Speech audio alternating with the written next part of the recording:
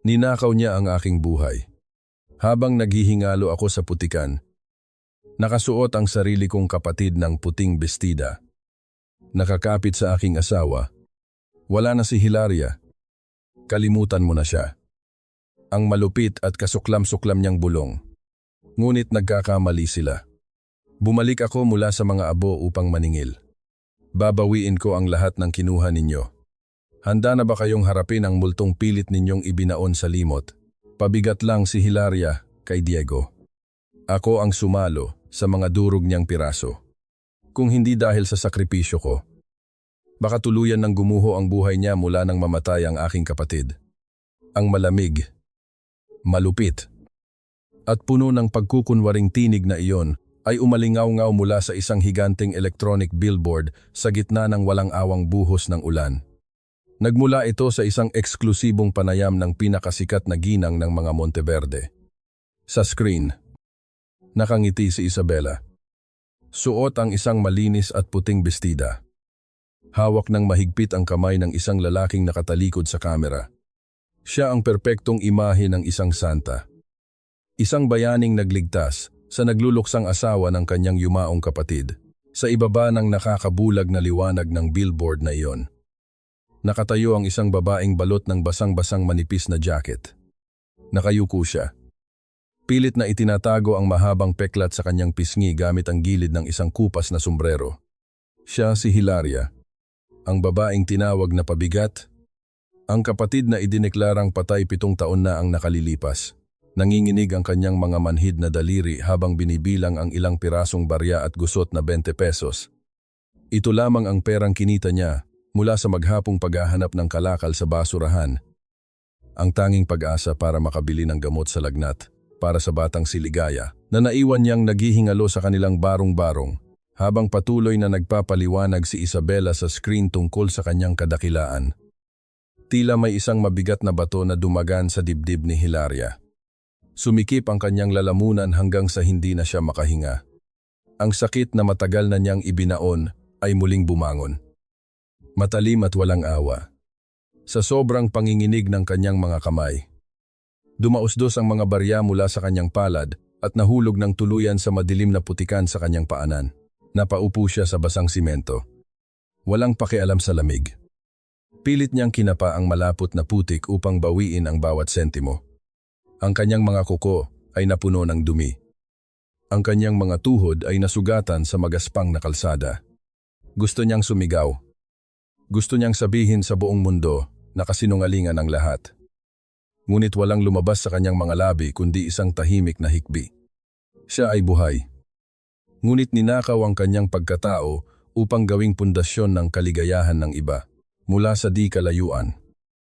Isang itim na marangyang sasakyan ang mabilis na dumaan at humawi sa baha ng kalsada.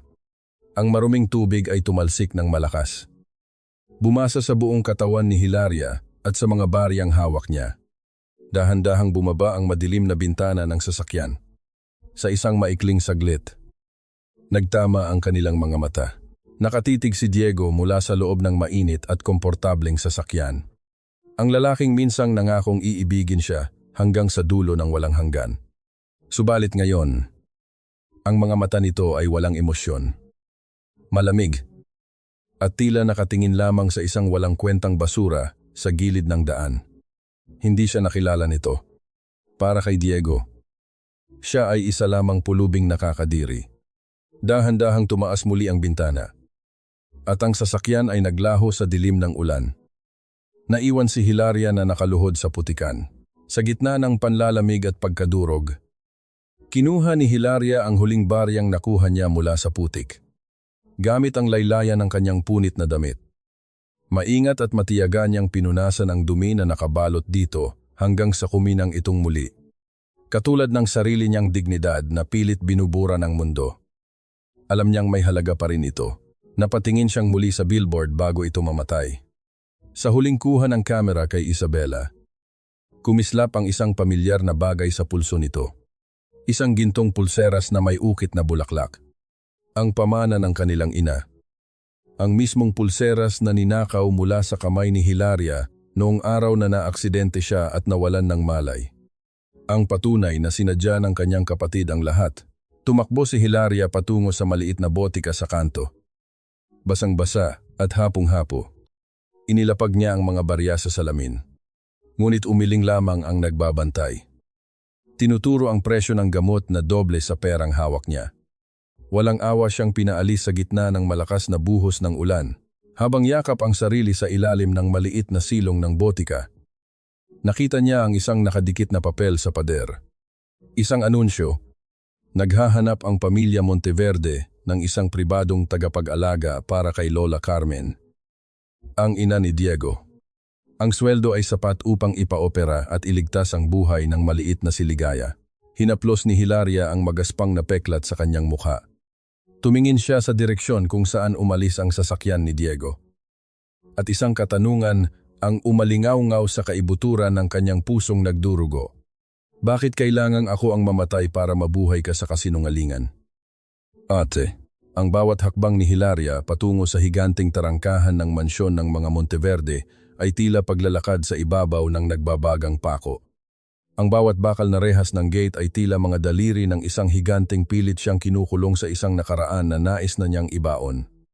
Ngunit sa tuwing maiisip niya ang mainit na noo ni Ligaya, at ang mahina nitong paghinga sa loob ng kanilang barong-barong, ang kanyang takot ay napapalitan ng isang tuyot na katapangan. Sa pagkakataong ito, hindi siya si Hilaria. Suot ang isang malaking salamin na halos tumakip sa kalahati ng kanyang mukha.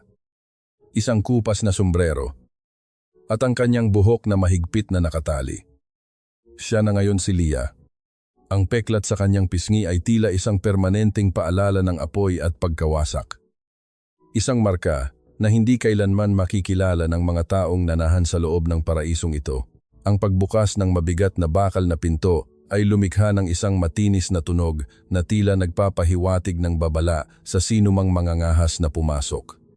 Paghakbang niya sa loob, ang lamig ng aircon at ang amoy ng mamahaling pabango ay agad na sumalubong sa kanya. Isang kabaligtaran sa amoy ng basura at basang lupa na nakasanayan niya sa loob ng 7 taon. Ang bawat kislap ng kristal na chandelier sa kisame ay tila nangungutya sa kanyang kahirapan. Mula sa itaas ng grand staircase, narinig niya ang tunog ng mga takong na tumatama sa dekalidad na marmol. Ang bawat tunog ay mabilis at mapagmataas. Lumitaw si Isabela. Suot ang isang sutlang gown na kulay asul. Ang kanyang mukha ay puno ng kolorete na nagtatago sa kanyang tunay na anyo. Huminto siya sa harap ni Lia. Ang kanyang mga mata ay mapanuri at puno ng pandidiri. So, ikaw ang ipinadala ng agency. Ang boses ni Isabela ay matalim. Tila isang kutsilyo na humihiwa sa katahimikan ng sala. Sabi nila, sanay ka raw sa mahihirap na trabaho. Looking at you, mukhang sanay ka nga sa dumi. I don't care about your face. Basta siguraduhin mong malinis ka sa katawan bago mo hawakan ang biyanan ko. Hindi ko gustong magdala ka ng mikrobyo sa loob ng bahay na ito. Yumukod si Lia ng mababa. Pilit na pinipigilan ang panginginig ng kanyang mga kamay na nakatago sa bulsa ng kanyang apron. Opo. Ma'am, gagawin ko po ang lahat ng tungkulin ko. Ang kanyang boses ay sadyang ginawa niyang paos at mahina. Malayo sa malambing na tinig na naaalala ni Isabela mula sa kanyang kapatid. Dinala siya ni Isabela sa isang malawak at madilim na silid sa dulo ng pasilyo. Doon, sa gitna ng malaking kama, layong, nakahiga si Lola Carmen. Ang matanda ay tila isang anino na lamang ng kanyang dating sarili maputla. Payat, at ang mga mata ay nakatitig lamang sa kisame ng walang buhay. Nang makita sila, ang mga mata ng matanda ay gumalaw. Tila may gustong sabihin, ngunit walang salitang lumabas sa kanyang tuyot na mga labi. Don't mind her, sabi ni Isabela habang lumalapit sa kama. Ngumiti siya ng matamis. Isang ngiting sadyang ipinapakita para sa sino mang nanonood. Ngunit habang inaayos niya ang kumot ni Lola Carmen, nakita ni Lia ang palihim na pagpisil ng mga kuko ni Isabela sa payat na braso ng matanda. Ang nanay ay kailangang laging presko. Di ba, Nay? Para kapag dumating si Diego, makikita niyang inaalagaan kitang mabuti. Napansin ni Leah ang biglang panginginig ng mga daliri ni Lola Carmen at ang bahagyang pag-agos ng luha mula sa gilid ng kanyang mga mata. Ang udyok na sugurin ang kanyang kapatid ay muntik ng manaig. Ngunit binalot niya ang kanyang sarili ng katahimikan. Kailangan niyang magtiis. Para kay ligaya, para sa katotohanan, nang umalis si Isabela upang asikasuhin ang isang tawag. Dahan-dahang lumapit si Leah sa kama. Kumuha siya ng isang basang bimpo at banayad na pinunasan ang noo ng matanda. Habang ginagawa ito, nagsimula siyang humuni ng isang lumang awitin, isang lullaby na madalas nilang kantahin ni Lola Carmen sa hardin noong mga panahong asawa pa siya ni Diego. Ang paghuni ni Leah ay tila isang mahiwagang susi na nagbukas sa nakakulong na damdamin ni Lola Carmen. Ang matanda ay bahagyang gumaralgal. Ang kanyang tuyot na lalamunan ay naglabas ng isang mahinang tunog ng paghikbi. Ang kanyang mga mata, na kanina ay walang buhay, ay biglang napuno ng pagkilala at matinding pangungulila. Sa sandaling iyon, ang pinto ng silid ay biglang bumukas ng malakas. Pumasok si Diego, pagod mula sa trabaho. Ang kanyang kurbata ay maluwag na at ang kanyang mukha ay puno ng tensyon. Tumigil siya sa gitna ng silid. Ang kanyang mga mata ay agad na napunta sa direksyon ng bagong yaya na nakayuko sa tabi ng kanyang ina. Nabitawan ni Leah ang bimpo nang maramdaman niya ang titig ni Diego. Tumalikod siya ng bahagya upang itago ang kanyang profile. Ang kanyang puso ay tila isang tambol na nagwawala sa loob ng kanyang dibdib. Humakbang si Diego palapit. Ang kanyang mga mata ay naniningkit habang pilit na inuunawa ang pamilyar na pakiramdam na bumabalot sa kanya. Huminto si Diego ilang pulgada lamang ang layo mula kay Leah. Isang pamilyar na amoy ang dahan-dahang gumapang sa kanyang pang-amoy, ang malinis at matamis na halimuyak ng sampagita. Ang paboritong bulaklak ni Hilaria na palaging nakalagay sa kanilang silid noon. Dahan-dahang iniangat ni Diego ang kanyang kamay. Tila balak na hawakan ang balikat ni Leah upang harapin siya ng tuluyan. Sino ka, ang mahinang tanong ni Diego. Ang kanyang tinig ay puno ng pagkalito at isang hindi maipaliwanag na pangungulila. Bakit? Bakit tila kilala ka ng aking alaala? Diego, anong ginagawa mo rito? Ang boses ni Isabela ay biglang pumutol sa tensyong bumabalot sa silid. Pumasok siya na may dalang tasa ng tsaa. Ang kanyang mga mata ay mabilis na lumipat mula kay Diego patungo sa nakayukong si Leah. Binitawan ni Diego ang kanyang kamay na muntik nang humawak sa balikat ni Leah. Huminga siya ng malalim. Pilit na iwinawaksi ang kakaibang pakiramdam na dumaloy sa kanyang katawan. Wala, Isabela. May naamoy lang ako. Parang sampagita. Akala ko ay may nagdala ng mga bulaklak dito sa loob. Tumawa ng mahina si Isabela. Isang tunog na walang bahid ng saya, kundi puno ng pangungutya. Sampagita, baka amoy ng sabon na panlaban ng bagong yaya ang naamoy mo. Masyado kang pagod. Mahal ko. Halika na sa sala. Kailangan mong magpahinga. Hinawakan niya ang braso ni Diego at bago sila lumabas, lumingon siya kay Leah na may matalim na tingin. Leah, huwag kang tatanga-tanga riyan. Pagkatapos mong asikasuhin si Lola Carmen, pumunta ka sa study room ni Diego. Siguraduhin mong malinis at walang ni isang butil ng alikabok ang altar ni Hilaria.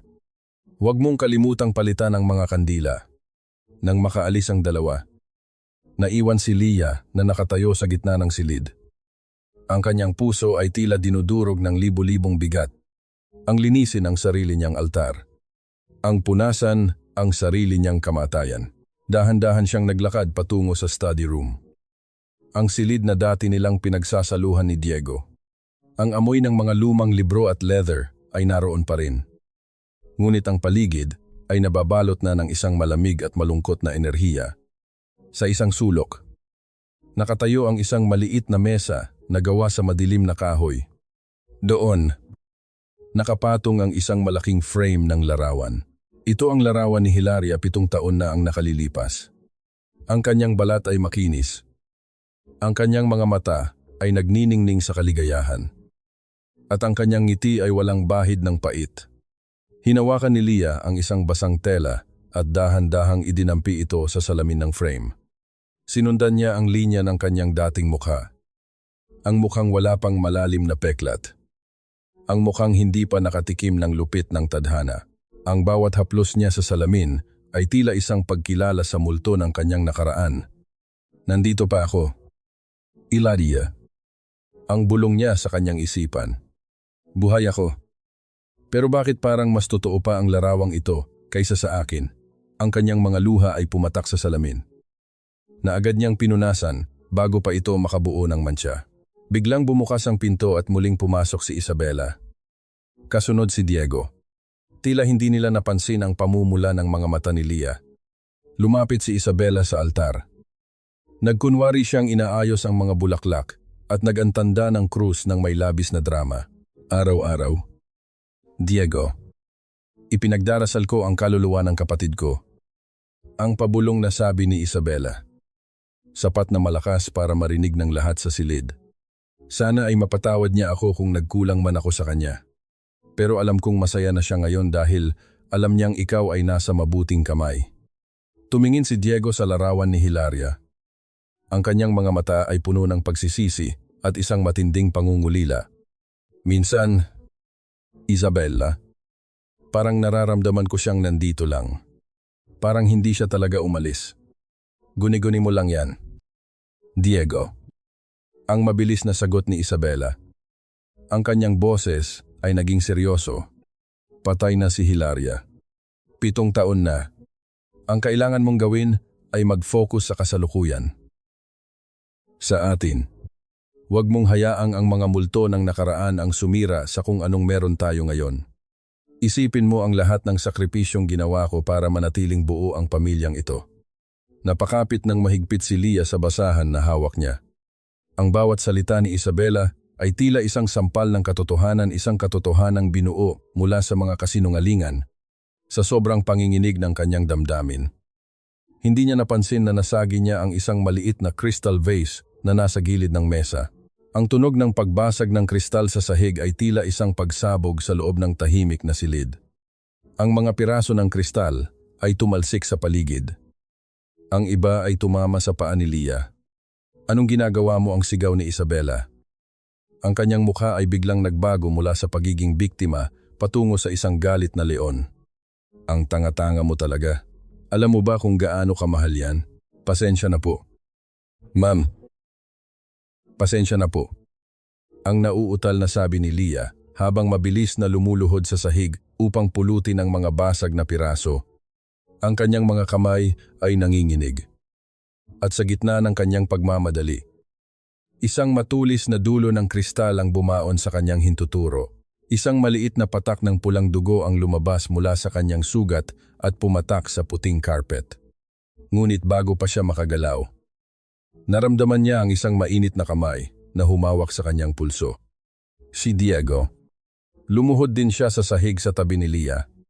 Hindi niya pinansin ang galit na si Isabela. Ang kanyang mga mata ay nakatitig lamang sa sugatan at nanginginig na mga daliri ni Lia. Sa unang pagkakataon, ang kanilang mga balat ay nagkadikit ng matagal. Hayaan mo na yan. Ang mahinang sabi ni Diego. Ang kanyang tinig ay may bahid ng pag-aalala na hindi niya maipaliwanag. Baka mas lalo ka pang masugatan. Lumingon si Lia at nagtama ang kanilang mga paningin sa napakalapit na distansya. Sa loob ng ilang segundo, tila huminto ang mundo.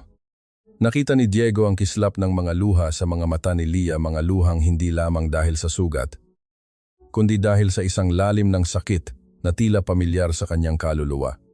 Isang kuryente ng pagkilala ang muling dumaloy sa pagitan nila. Isang koneksyon na hindi kayang burahin ng anumang peklat o 7 taon na pagkakalayo. Diego, ano bang ginagawa mo riyan? Ang iritadong boses ni Isabela ay bumasag sa sandali. Hayaan mo ang yaya na maglinis niyan. Halika na rito. Dahan-dahang binitawan ni Diego ang pulso ni Lia. Ngunit ang init ng kanyang hawak ay nanatili sa balat ng babae. Tumayo si Diego. Ang kanyang mga mata ay bakas ang lito at gulo ng isipan. Tumingin siyang muli kay Lia bago tuluyang lumabas ng silid kasunod ang isang nagbubungangang Isabela. Naiwan si Lia na nakaluhod sa gitna ng mga basag na kristal. Tinititigan ang kanyang daliri na patuloy na nagdurugo. Ngunit hindi ang sugat sa kanyang kamay ang masakit, kundi ang sugat sa kanyang puso na muling binuksan ng haplos ni Diego. Migraine lang yan. Diego, huwag kang masyadong madrama. May appointment ako sa spa at hindi ko pwedeng kanselahin yon dahil lang sa masakit ang ulo mo. Ang boses ni Isabela ay walang bahid ng pag-aalala habang inaayos niya ang kanyang mamahaling hikaw sa harap ng salamin. Hindi man lang niya nilingon ang kanyang asawa na nakahiga sa kama. Namumutla at tila nahihirapang huminga dahil sa tindi ng sakit ng ulo. Para kay Isabela, ang kanyang kagandahan at sosyal na schedule ay mas mahalaga kaysa sa nararamdamang hapdi ng asawa. Pagkatapos mag-spray ng pabango, lumabas siya ng silid nang hindi man lang tinatanong kung kailangan ba ni Diego ng tubig o gamot. Mula sa pintuan, nakita ni Lia ang lahat. Kitang-kita niya ang pangungulila sa mga mata ni Diego, isang pangungulilang 7 taon na niyang nararamdaman. Nang makaalis ang kanyang kapatid, dahan-dahang pumasok si Lia sa silid. Bitbit ang isang basong maligamgam na tubig at gamot. Sir, inumin niyo po muna ito. Ang mahinang sabi ni Lia habang tinutulungan si Diego na maupo. Salamat. Lia, ang pabulong na sagot ni Diego. Halos hindi niya maidilat ang kanyang mga mata. Ayaw kong kumain. Walang lasa ang lahat ng pagkaing dinadala rito. Alam ni Lia kung bakit. Kapag inaatake ng matinding migraine si Diego, ang tanging nakakapagpagaling sa kanya ay ang asim at anghang ng sinigang na hipon, isang recipe na nilikha ni Hilaria para lamang sa kanya. Sa kabila ng panganib na makilala, hindi natiis ni Lia ang hirap ng lalaking minamahal pa rin niya. Pumunta siya sa kusina habang wala ang mga ibang katulong. Maingat niyang inihanda ang bawat sangkap, ang bawat hiwa ng labanos, ang pagpiga ng sariwang sampalok, at ang paglalagay ng saktong dami ng sili. Lahat ay ginawa niya ng may kasamang dalangin. Ang bango ng kumukulong sabaw ay dahan-dahang napuno ang kusina. Isang halimuyak na tila nagmumula sa mga alaala ng isang masayang nakaraan. Inakyat niya ang tray sa silid ni Diego. Nang buksan niya ang takip ng mangkok, ang usok ng sabaw ay tumama sa mukha ni Diego. Dahan-dahang idinilat ng lalaki ang kanyang mga mata. Nanginginig ang kanyang kamay habang humahawak sa kutsara. Sa unang higop pa lamang, tila tumigil ang pag-ikot ng mundo para kay Diego. Ang tamang asim, ang alat na nagmumula sa patis na may saktong timpla, at ang init na humahaplos sa kanyang lalamunan, ito ang lasa ng kanyang tahanan. Ito ang lasa ng kanyang Hilaria. Biglang binitawan ni Diego ang kutsara at hinawakan ng mahigpit ang braso ni Lia. Ang kanyang mga mata ay nangingilid ang luha, punong-puno ng pagkalito at takot. Sino ka talaga, ang paos niyang tanong. Bakit? Bakit alam mo ang lasang ito? Isa lang ang taong marunong gumawa nito sa buong mundo. Sabihin mo sa akin, nakuha mo ba ang recipe na ito kay Hilaria? Hindi nakapagsalita si Lia. Ang kanyang puso ay tila sasabog na sa kaba. Ngunit bago pa siya makasagot, isang malakas na tunog ng pagbukas ng pinto ang gumulantang sa kanila. Anong nangyayari rito? Ang boses ni Isabela ay parang kulog na bumasag sa sandali. Kararating lang niya mula sa spa at ang kanyang mukha ay agad na namula sa galit nang makitang hawak ni Diego ang braso ng yaya. Mabilis na lumapit si Isabela at hinablot ang mangkok ng sinigang mula sa tray. Sa isang iglap, ibinuhos niya ang mainit na sabaw sa sahig, dahilan upang tumalsik ang mga hipon at gulay sa paa ni Lia. Ang tunog ng pagbagsak ng mangkok ay umalingaw-ngaw sa buong silid. Kasunod ng amoy ng nasayang na pagkain. Napakadesperada mo talagang, yaya ka, ang sigaw ni Isabela. Ginagamit mo ang pagkain para akitin ang asawa ko. Akala mo ba hindi ko alam ang ginagawa mo? Ang dumi ng laro mo. Lia, tumingin siya kay Diego na tila isang biktima. At ikaw? Diego, nakikinig ka na naman sa mga guni-guni mo. Ilang beses ko bang sasabihin sa iyo na wala na siya, ang yaya na ito? Ninakaw lang niya ang listahan ng mga luto sa lumang notebook sa kusina.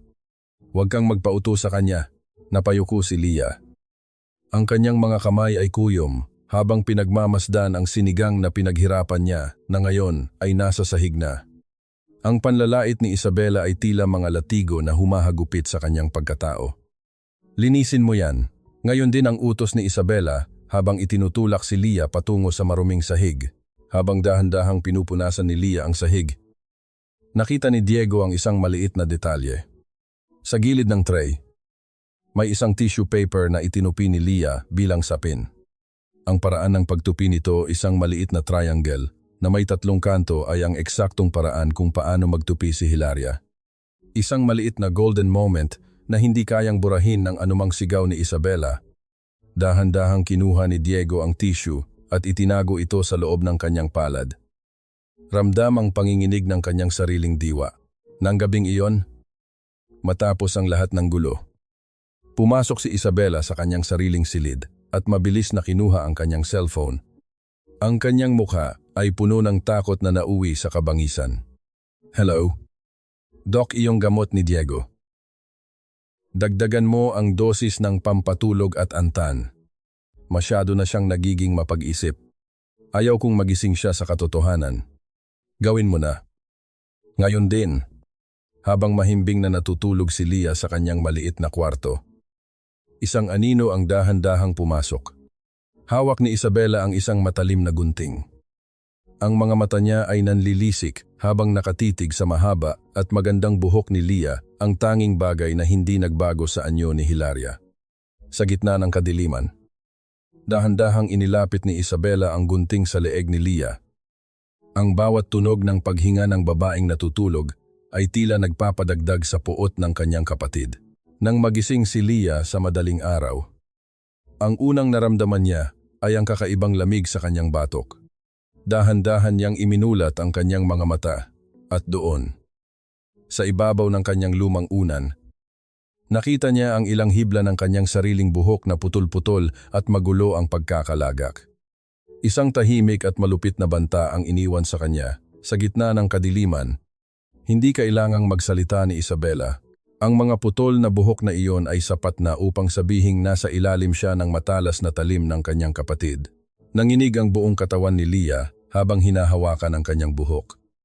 Ang bawat hibla ay tila bahagi ng kanyang pagkatao na muling ninakaw. Ngunit sa halip na sumigaw, itinago niya ang mga ito sa ilalim ng kanyang higaan at naghanda para sa panibagong araw ng pagtitiis. Sa hapagkainan ng almusal, ang kapaligiran ay nababalot ng isang nakakasuffocate na katahimikan. Nakaupo si Diego sa kabisera. Ang kanyang mukha ay mas maputla kaysa kahapon, habang si Isabela ay masayang naglalagay ng pagkain sa pinggan ng asawa. Tila walang nangyaring kaguluhan kagabi. Ang bawat kilos ni Isabela ay puno ng lambing.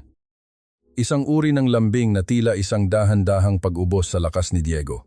Diego, mahal ko, pirmahan mo na itong mga huling dokumento para sa proyektong pagde-develop ng lupain sa San Roque.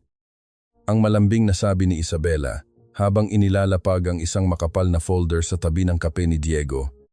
Alam mo namang kailangan na itong matapos para sa kinabukasan ng ating kumpanya. At para na rin sa atin. Nag-alangan si Diego. Ang San Roque ang lugar kung saan matatagpuan ang komunidad ni Lia. Ang tanging lugar na tumanggap sa kanya noong siya ay itinaboy ng tadhana. Isabela.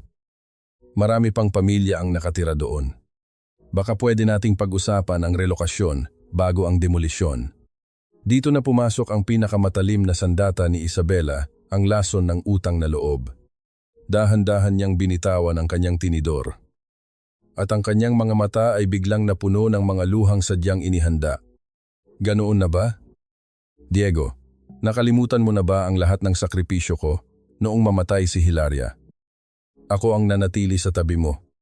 Isinuko ko ang sarili kong pangarap. Ang sarili kong kalayaan. Para lang siguraduhing hindi ka guguho. 7 taon akong naging kalasag mo laban sa lahat ng sakit. At ngayon, ang maliit na kahilingang ito para sa ating katatagan. Pagdududahan mo pa, ang bawat salita ni Isabela ay tila isang thong na humihigpit sa leeg ni Diego. Ang pagbanggit sa pangalan ni Hilaria ay ang thong na hindi kayang kalagan ng lalaki. Sa huli, dahil sa bigat ng pagkakasala na itinanim ni Isabela sa kanyang isipan, kinuha ni Diego ang ballpen. Ang tunog ng dulo ng panulat sa papel ay tila tunog ng isang hatol ng kamatayan para sa tahanan ng mga kaibigan ni Leah. Mula sa sulok ng sala, nakasandal si Leah sa pader. Ang kanyang mga kuko ay bumaon sa kanyang palad hanggang sa mag-iwan ito ng mapupulang marka. Pinapanood niya ang lalaking mahal niya habang dahan-dahang winawasak ang huling piraso ng kanyang buhay sa ilalim ng utos ng kanyang kapatid. Nang matapos ang almusal, dinala ni Leah si Lola Carmen sa hardin para sa kanyang araw-araw na ehersisyo. Ang matanda ay tila mas mulat ngayon. Ang kanyang mga mata ay sumusunod sa bawat kilos ni Leah habang inaayos ni Leah ang kumot sa kandungan ng matanda. Naramdaman niya ang isang mahinang pagtapik sa kanyang kamay. Isang tapik. 2. 3. Tumigil ang mundo ni Leah. Ang 3 sunod-sunod na tapik na may partikular na ritmo, isang secret signal na itinuro ni Hilaria kay Lola Carmen noong unang taon ng kanyang kasal. Isang paraan upang magpasalamat sa isa't isa nang hindi gumagamit ng salita. Napatingin si Leah sa mga mata ni Lola Carmen at nakita niya ang isang liwanag ng pag-unawa. Alam ng matanda. Alam niya kung sino ang yaya na ito. Ma. Ang pabulong na tawag ni Leah. Ang kanyang tinig ay basag sa sobrang emosyon. Ginalaw ni Lola Carmen ang kanyang mga tuyot na labi. Ang kanyang buong katawan ay nanginig sa pagsisikap na makalikha ng tunog. Pagkatapos ng ilang sandali ng nakakapagod na pagtatangka, isang mahinang tinig ang pumakaw sa katahimikan ng hardin. Ma. Te. Oh. Ang pangalan ng kanyang anak. Ang pangalan ng sanggol na kinuha sa kanya bago pa man niya ito mayakap. Ang pangalan ng bata na sinabi ni Isabela na namatay na sa loob ng kanyang sinapupunan. Sa nanginginig na tinig ni Lola Carmen, naramdaman ni Leah ang isang bagong uri ng pangamba. Hindi lamang ito pangalan ng namatay, ito ay tila isang babala. Isang sikretong pilit ibinabaon, ngunit dahan-dahang humihinga sa ilalim ng mga kasinungalingan ng mansyong ito. Ma. Te. Oh.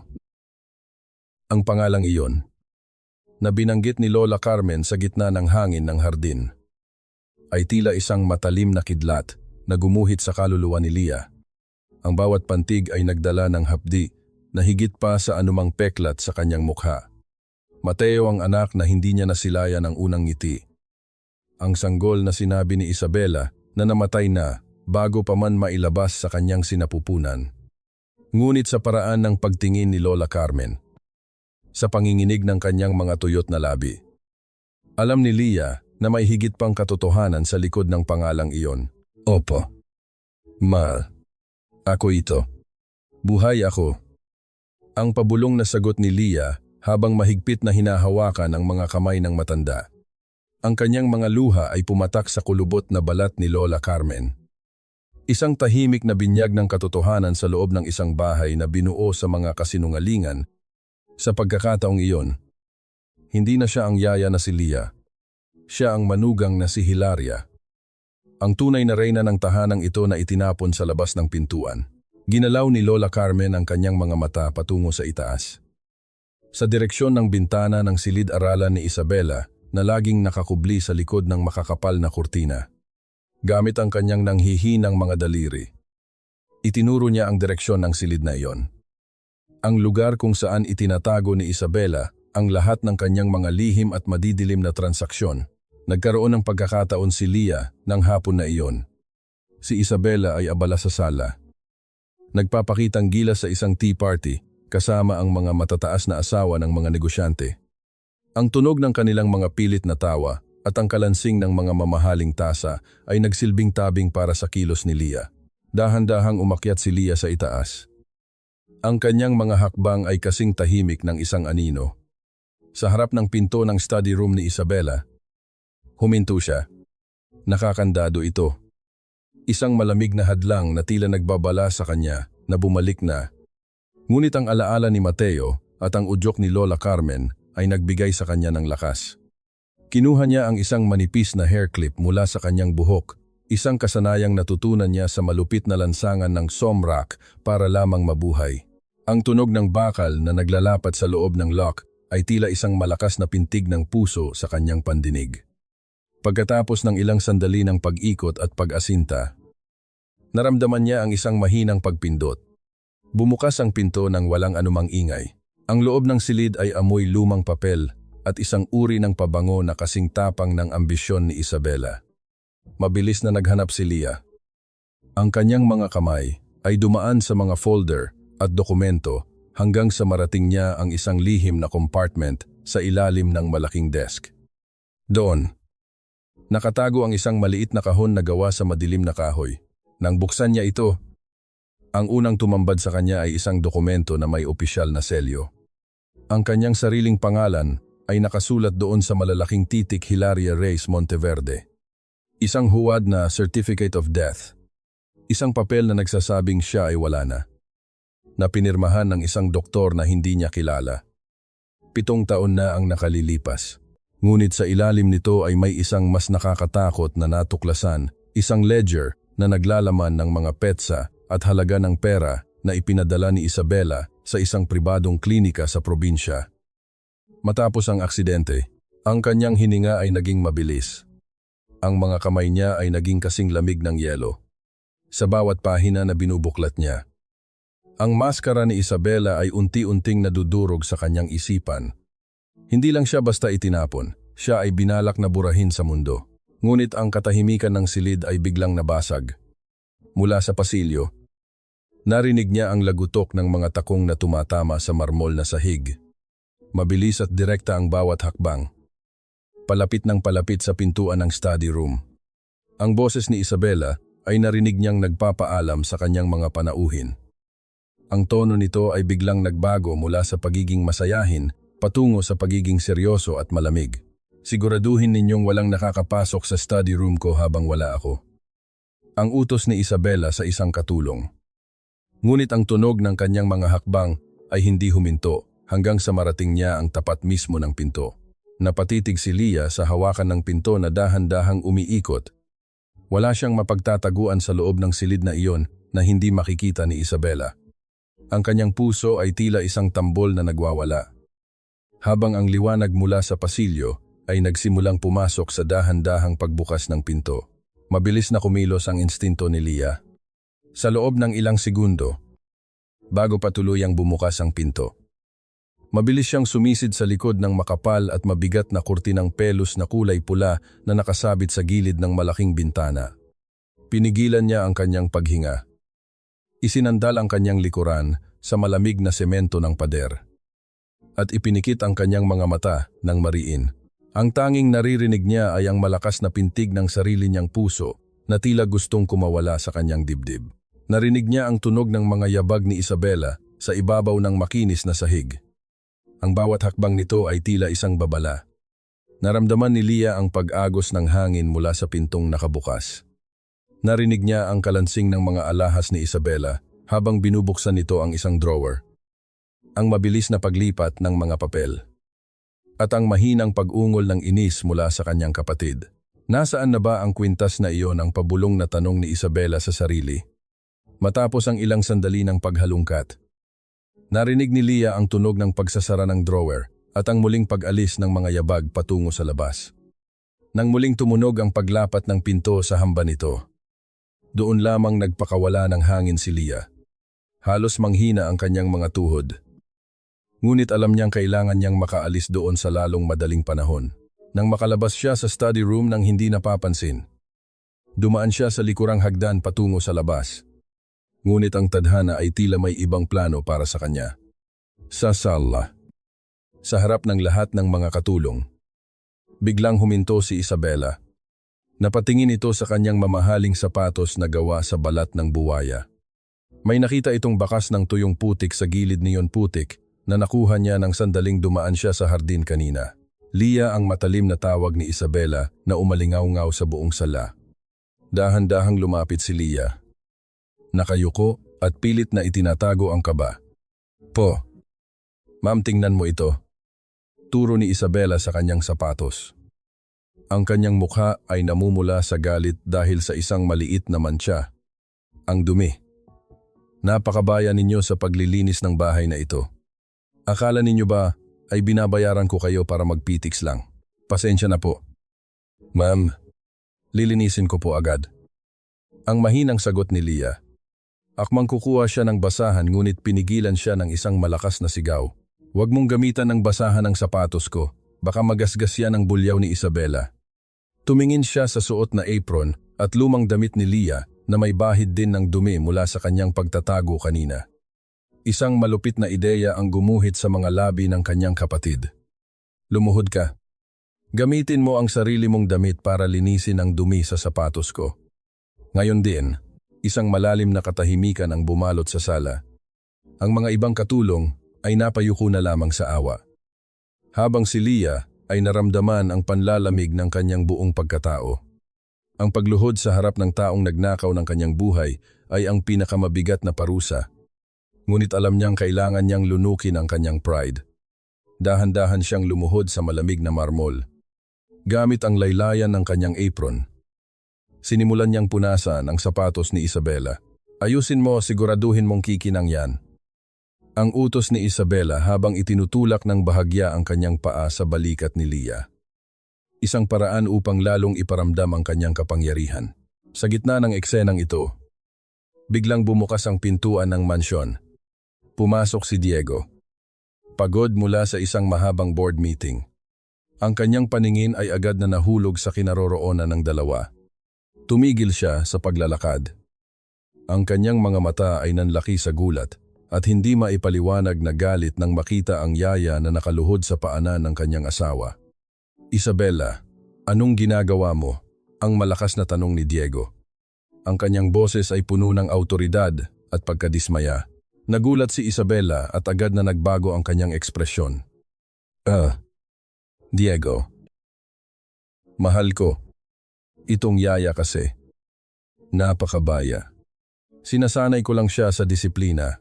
Hindi na pinatapos ni Diego ang paliwanag ng asawa. Humakbang siya palapit at sa harap ng lahat. Hinawakan niya ang braso ni Leah upang tulungan itong tumayo. Tama na yan. Hindi natin kailangang mang-api ng kapwa para lang sa isang sapatos. Nang mahawakan ni Diego ang kamay ni Leah, muli niyang naramdaman ang pamilyar na kuryente. Ang mga palad ni Leah ay magaspang. Puno ng mga kalyo mula sa 7 taon na paghihirap. Ngunit may isang uri ng init doon na tila bumubuhay sa isang bahagi ng puso ni Diego na matagal nang patay. Tumingin si Diego sa mga mata ni Leah.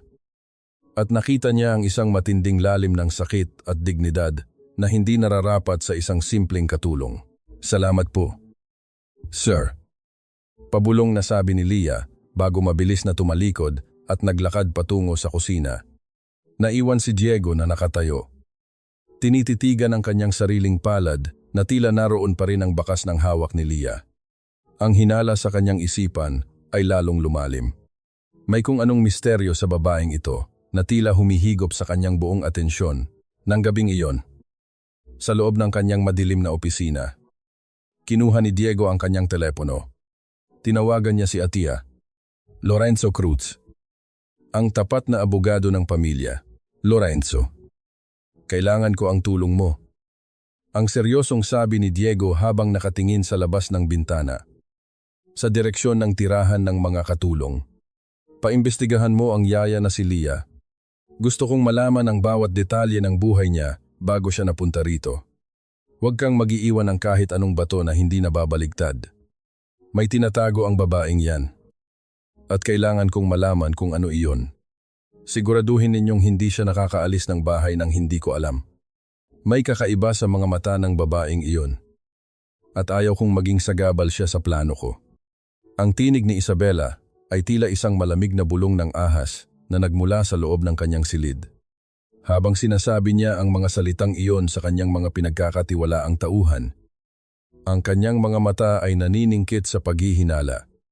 Para kay Isabela. Ang bawat kilos ni Leah ay tila isang banta sa trono na matagal niyang pinaghirapang nakawin sa kabilang bahagi ng mansyon.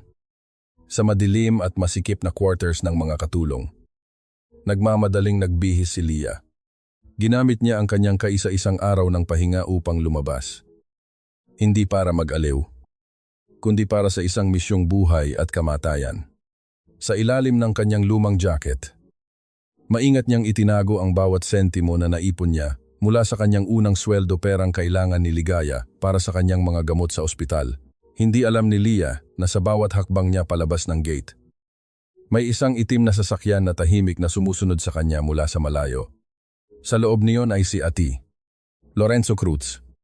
Ang kanyang mga mata ay nakapokus sa babaeng mabilis na naglalakad.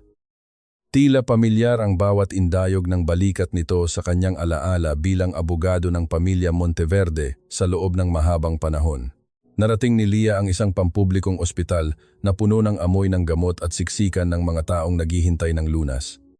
Puno ng kaba. Iniabot niya ang pera sa cashier para sa bayad sa kwarto ni Ligaya. Pagkatapos, tumakbo siya patungo sa isang madilim at masukal na eskinita sa likod ng ospital upang doon magpahinga ng sandali at ayusin ang kanyang sarili bago bumalik sa mansyon. Ngunit bago pa siya makahakbang palabas ng eskinita, isang matangkad na anino ang humarang sa kanyang daraanan. Mabilis kang kumilos para sa isang simpleng yaya. Ang seryosong boses ni Lorenzo ang bumasag sa katahimikan ng eskinita. Napatalon si Leah sa gulat. Ang kanyang puso ay tila gustong lumabas sa kanyang lalamunan. Pilit niyang ibinaba ang kanyang sombrero upang itago ang kanyang mukha. Pasensya na po. Sir, nagmamadali lang po akong bumalik sa trabaho. Huwag ka nang magsinungaling. Hakbang ni Lorenzo, palapit. Ang bawat tunog ng kanyang sapatos sa basang semento ay tila isang hatol. Sinundan kita mula sa mansyon hanggang dito. Nakita ko ang pagbayad mo sa cashier. At nakita ko rin kung paano ka tumingin sa paligid mo na parang isang taong takot na mahanap. Sa tindi ng kaba, nabitawan ni Leah ang kanyang maliit na notebook na ginagamit niya sa paglilista ng mga oras ng gamot ni Lola Carmen. Bumagsak ito sa isang bungnok sa semento. Mabilis na yumuko si Lorenzo at pinulot ang notebook bago pa ito tuluyang mabasa. Binuksan niya ang unang pahina. Nanlaki ang mga mata ni Lorenzo. Doon, sa gitna ng mga listahan, ay ang sulat kamay ni Leah. Ang bawat letra. Lalo na ang pagkakaguhit ng letrang T na may natatanging kurba sa dulo, ay eksaktong katulad ng pirma ni Hilaria Monteverde sa mga legal na dokumentong hawak ni Lorenzo sa loob ng 7 taon. Isang uri ng sulat na hindi kailanman magagaya ng sinuman. Dahan-dahang itinaas ni Lorenzo ang kanyang paningin. Hinawakan niya ang dulo ng sombrero ni Leah at dahan-dahan itong inalis. Inilalantad ang mukha ng babae sa ilalim ng malamig na liwanag ng hapon. Kahit may malaking peklat sa pisngi. Ang mga mata ni Leah, ang mga matang puno ng oranhook at talino ay hindi nagbago. Ang matikas na abogado ay tila nawalan ng lakas sa kanyang mga tuhod. Sa gitna ng maruming eskinita, dahan-dahang lumuhod si Lorenzo sa harap ni Leah. Ang kanyang mga mata ay mabilis na napuno ng mga luha ng pagsisisi at matinding gulat. Senyora Hilaria. Ang pabulong na tawag ni Lorenzo. Ang kanyang tinig ay nanginginig sa matinding emosyon. Buhay kayo. Panginoon ko, buhay kayo. Hindi na napigilan ni Hilaria ang kanyang paghikbi. Ang lahat ng hirap na kinimkim niya sa loob ng 7 taon ay biglang bumuhos. Lorenzo. Huwag mong sasabihin sa kanila. Papatayin nila ako kapag nalaman nilang narito ako. Mabilis na tumayo si Lorenzo at hinawakan ang mga kamay ni Hilaria ng may paggalang. Hindi ko hahayaang mangyari iyon. Senyora, matagal na akong may hinala sa mga transaksyon ni Isabela. Noong gabi ng aksidente, 7 taon na ang nakalilipas. May nakita akong malaking halaga ng pera na inilabas mula sa account ng kumpanya at napunta sa isang hindi kilalang klinika. Ngayon ko lang naunawaan. Ginamit niya ang perang iyon upang itago ang katotohanan. Tumingin si Lorenzo sa mga mata ni Hilaria nang may matinding seryosong pangako. May kailangan kayong malaman. Senyora, ang doktor na nag-opera sa inyo noon, ang taong tumanggap ng bayad ni Isabela upang ideklara kayong patay.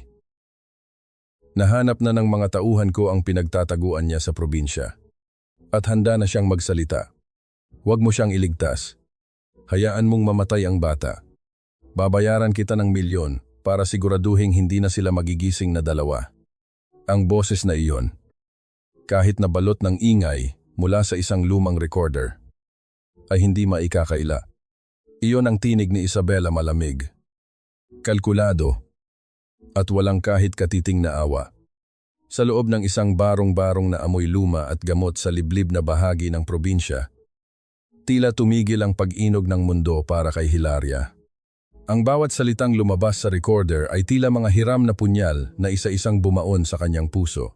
Nanginginig ang mga kamay ni Hilaria habang nakahawak sa gilid ng isang marupok na lamesang kahoy. Ang kanyang hininga ay naging mababaw at mabilis. Tila unti-unti siyang kinakapos ng hangin sa gitna ng katotohanang mas mapait pa sa kamatayan. Sa tabi niya, nakatayo si Ati, Lorenzo. Ang kanyang mukha ay balot ng matinding pait at pakikiramay. Sa harap naman nila ay ang matandang doktor na 7 taon nang pinapatay ng sariling konsensya. Patawad? Senyora. Ang gumaralgal na boses ng doktor ay halos hindi marinig dahil sa tunog ng malakas na ulan na bumubugbog sa bubong na yero. Natakot ako noon. Makapangyarihan ang inyong kapatid.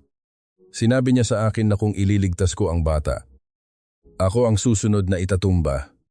Pinatay ko ang inyong anak para sa pera. Senyora, pinatay ko si Mateo. Isang katahimikan na mas masakit pa sa anumang sigaw ang bumalot sa silid. Hindi sumigaw si Hilaria. Hindi siya nagwala. Ngunit ang kanyang mga mata ay unti-unting napuno ng luhang kulay dugo sa tindi ng poot. Ang kanyang mga kuko ay bumaon sa kanyang sariling palad hanggang sa dumaloy ang malapot na pula sa kanyang mga daliri. Ngunit hindi niya nararamdaman ang hapdi. Ang tanging nararamdaman niya ay ang imahe ng kanyang sanggol si Mateo na hiningan ng pagkakataong mabuhay ngunit ipinagkait ng sarili niyang kadugo. Sa loob ng 7 taon, pinaniwala niya ang kanyang sarili na ang tadhana ang kumuha kay Mateo. Ngunit ngayon, ang katotohanan ay malinaw pa sa sikat ng araw. Ang kanyang anak ay pinaslang para sa ambisyon ni Isabela. Ang bawat haplos ni Isabela kay Diego, ang bawat ngiti nito sa harap ng altar ni Hilaria, ay binuo mula sa bangkay ng kanyang anak. Dahan-dahang tumayo si Hilaria. Ang kanyang mukha, na kanina ay balot ng pait, ay biglang naging kasing lamig ng semento. Ang worn cook sa kanyang puso ay nag-apoy at naging isang layuning mas matimbang pa sa sarili niyang buhay. Ang biktima na si Hilaria ay tuluyan nang namatay sa silid na iyon. Ang bumangon ay isang babaeng wala ng takot na mawalan. Dahil kinuha na sa kanya ang lahat, Lorenzo. Ang kanyang boses ay naging matatag. Walang panginginig. Ngunit may talim na tila kayang humiwa ng bakal.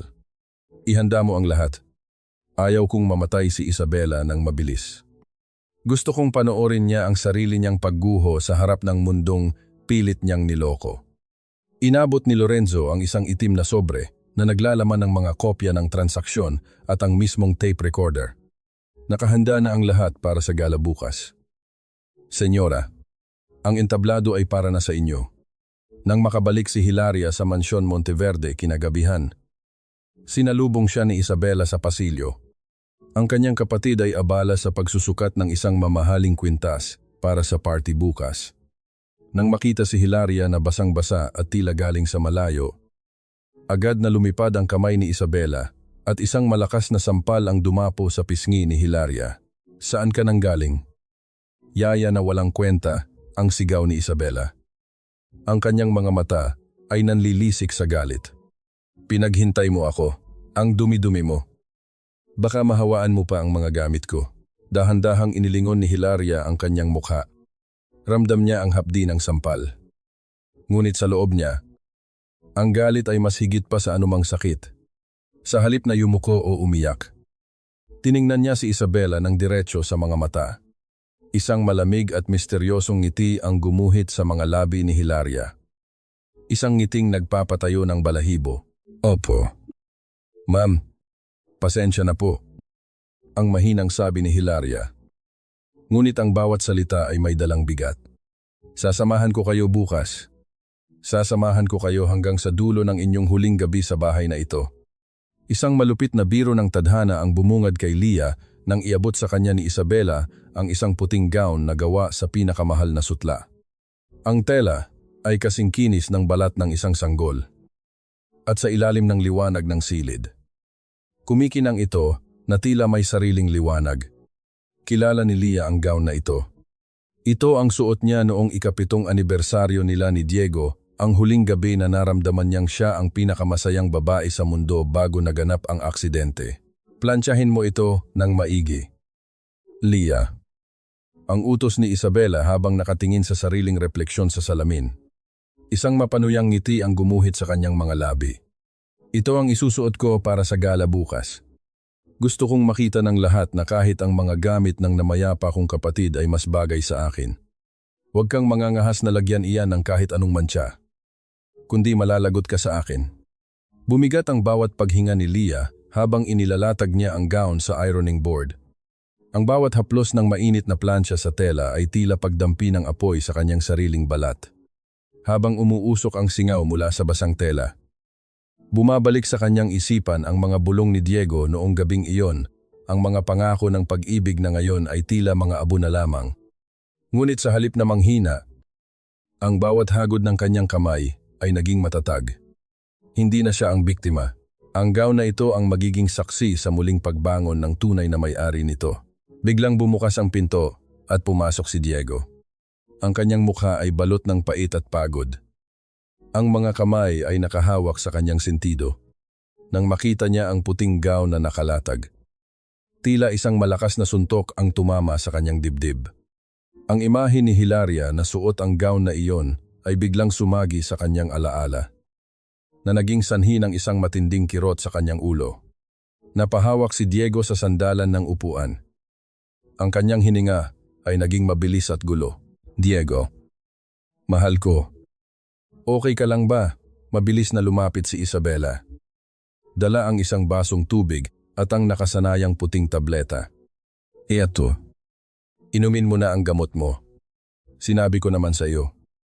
Huwag mo nang isipin ang mga bagay na wala na. Inumin mo na ito para mawala ang mga guni-guni mo.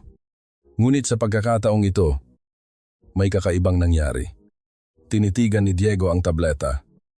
Pagkatapos ay tumingin siya sa gown. At huli ay sa mga mata ni Leah na kanina pa tahimik na nagmamasid. Ang pakiramdam ng pagkasakal sa loob ng 7 taon ay biglang sumabog. Sa isang mabilis na pagkilos, hinablot ni Diego ang baso at inihagis ito sa pader. Ang tunog ng pagbasag ng baso ay umalingaw-ngaw sa buong silid. Kasunod ng pagtalsik ng mga piraso ng kristal sa sahig. Tama na puro ka sakripisyo. Isabela. Pero bakit parang ako ang unti-unting namamatay ang sigaw ni Diego? Ang kanyang tinig ay puno ng galit na matagal na niyang kinimkim. Ayaw ko na ng mga gamot na iyan. Sawang-sawa na ako sa mga paulit-ulit mong kwento. Gusto ko ng katahimikan. Natigilan si Isabela. Ang kanyang maskara ng pagiging maawain ay bahagyang nalamatan ng takot. Diego, anong sinasabi mo? Ginagawa ko lang ang lahat para sa iyo. Para sa akin o para sa kontrol mo sa buhay ko ang huling hirit ni Diego bago siya mabilis na lumabas ng silid. Iniwan ang isang nanginginig na Isabela sa gitna ng kaguluhan.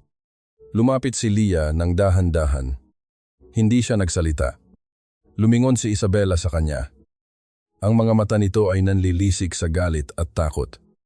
Anong tinitingin-tingin mo? Linisin mo ang basag na yan at siguraduhin mong tapos na ang gown na yan bago sumikat ang araw. Nang lumaon ang gabi, habang ang buong mansyon ay nababalot ng katahimikan, nagtungo si Leah sa kusina. Nagtimpla siya ng isang mainit na tasa ng chamomile tea, ang tanging inumin na alam niyang nakakapagpakalma sa isipan ni Diego ng walang halong kemikal.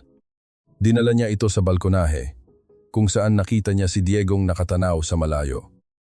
Mag-isa sa dilim, inilapag ni Leah ang tasa sa maliit na lamesa sa tabi ni Diego. Hindi siya nagsalita. Ngunit ang kanyang presensya ay tila isang banayad na haplos sa sugatang kaluluwa ng lalaki. Bago siya tumalikod, naramdaman niya ang titig ni Diego sa kanyang likuran. Sa sandaling iyon, walang tunog, walang salita. Tanging ang damdamin ng 2 taong pinaglayo ng dumi at muling pinagtatagpo ng sakit. Samantala, sa loob ng kanyang silid, mabilis na nagdial si Isabela sa kanyang telepono. Ang kanyang boses ay puno ng determinasyon ng isang taong handang pumatay para mapanatili ang kanyang posisyon. Hello, ayusin mo ang mga tauhan mo. Pagkatapos ng gala bukas, iligpit mo ang yaya na si Leah. Ayaw ko nang makita ang mukha niya sa bahay na ito o kahit saan pa sa mundo.